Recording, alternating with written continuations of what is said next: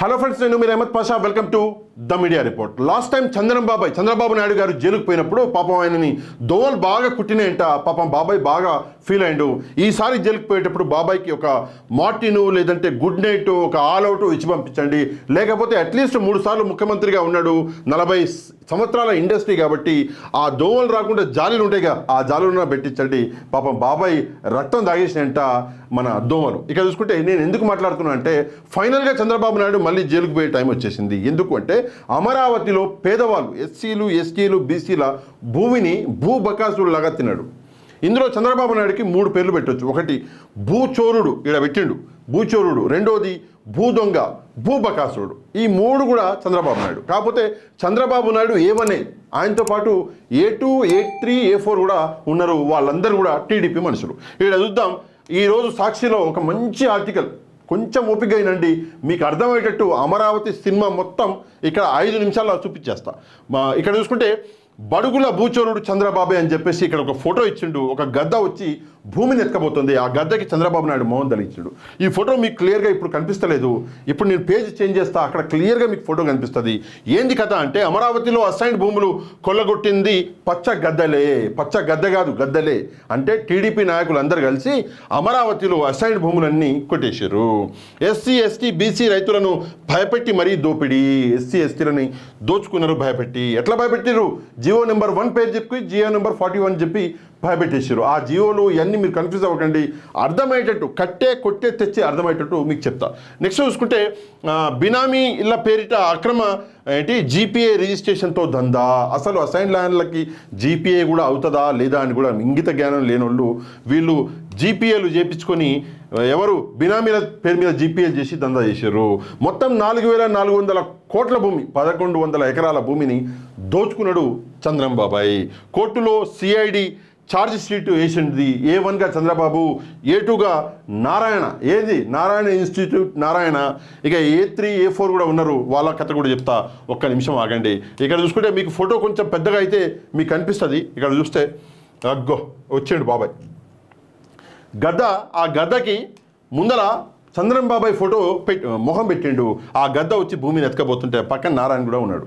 సరే, ఇక్కడ చూసుకుంటే చంద్రంబాబాయ్ పేరు మీద పాపం సిఐడి వాళ్ళు చాలా సెక్షన్లు పెట్టారు. ఈ సెక్షన్లన్నీ చదవాలంటే నిజంగానే చాలా టైం పడుతుంది. కానీ నేను కొన్ని ఇంపార్టెంట్ సెక్షన్లు 420 లాంటి సెక్షన్ ఉన్నాయి. 420, 409, 506, 166, 167, 217, 220B, 109 రెడ్ విత్ 34, 35, 36, 37. అవి కాకుండా ఎస్సీ, ఎస్టీ వేధింపుల చట్టాలు అయితే ఇంకా ఉన్నాయి. అది కాకుండా ఏంది అంటే భూముల అన్యాకృత నిరోధక చట్టాలు 5 సెక్షన్లు కూడా 13, 2, 13, 4, సిడి అవన్నీ సెక్షన్లు ఉన్నాయి.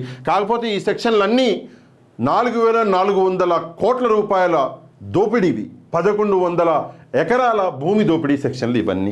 ఈ సెక్షన్లన్నీ చూసినాక నాకు క్లారిటీ ఏమొచ్చింది అంటే, నో డౌట్ చంద్రబాబాయ్ మళ్ళీ జైలుకు పోతాడు. జైలుకు పోయి మళ్ళీ అంటే చెప్పినా కదా ఇందాక ఆల్అవుట్లో ఇచ్చి పంపించుకోవాలి. కాకపోతే అప్పుడప్పుడు ఇంటి భోజనం కూడా వచ్చేటట్టు కొంచెం చూసుకోవాలి. ఇక్కడ A1 చంద్రబాబు, A2 వచ్చేసి నారాయణ కదా. A3 ఎవడు మరి అంటే, A3 వచ్చేసి సుధీర్ బాబు అంట. అప్పట్లో తుళ్ళూరు మండలం తహసీల్దార్ అంట.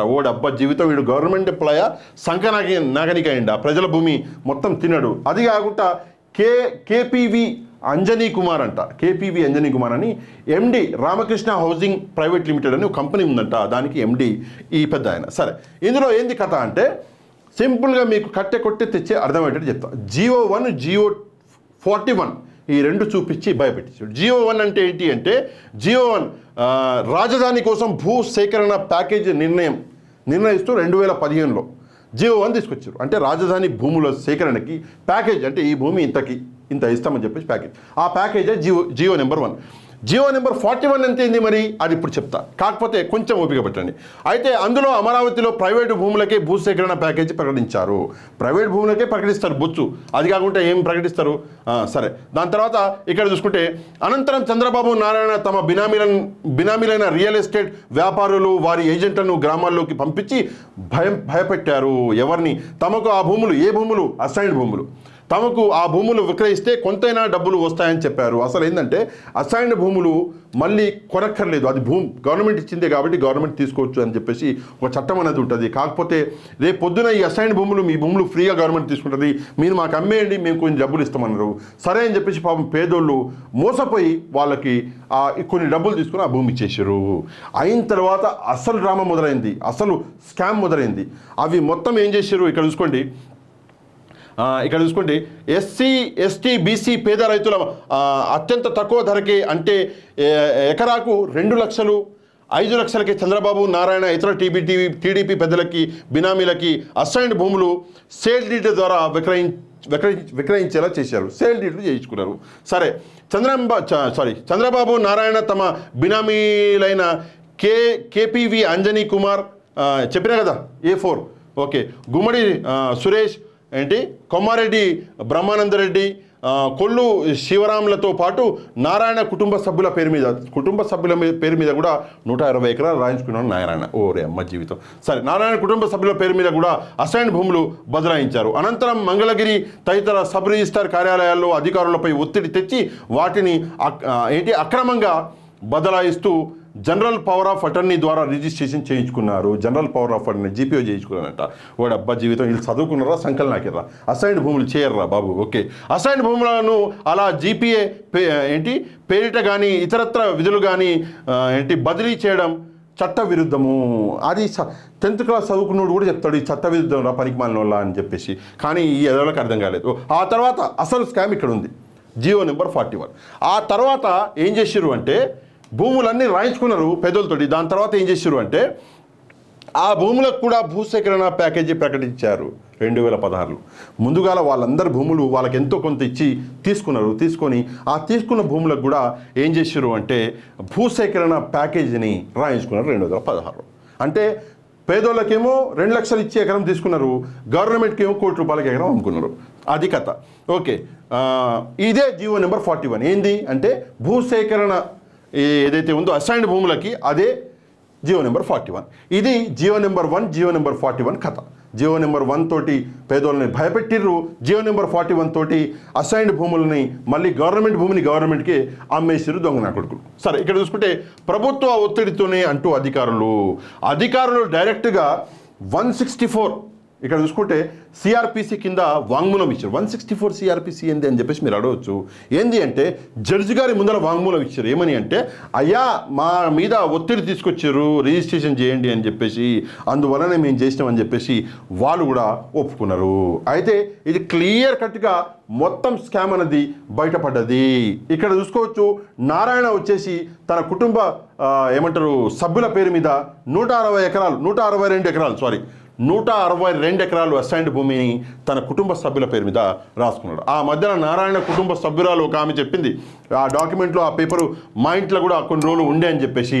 సరే, ఏది ఏమైనప్పటికీ కూడా ఇది అమరావతి నిజం, అమరావతి అసైన్డ్ భూముల సత్యం ఇది. ఇప్పుడు సత్యం బయటపడ్డది. ఎవడు ఎన్ని రకాలుగా ఏం చేసుకున్నా కూడా ఈ సత్యాలు ఆగవు. రేపు పొద్దున ఏమవుతుంది అది కూడా నేను చెప్తాను. రేపు పొద్దున ఏమవుతుంది అంటే చంద్రం బాబాయ్ పోయి మళ్ళీ ఢిల్లీకి పోయి వాళ్ళ కాళ్ళు పట్టుకుంటాడు.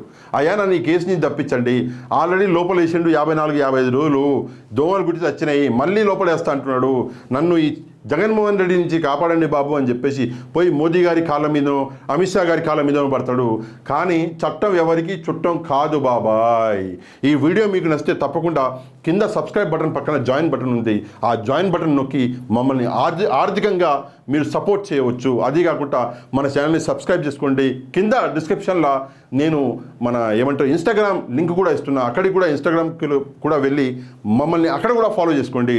నెక్స్ట్ వీడియోలో మళ్ళీ కలుద్దాం. అంతవరకు థ్యాంక్ యూ వెరీ మచ్. జై హింద్.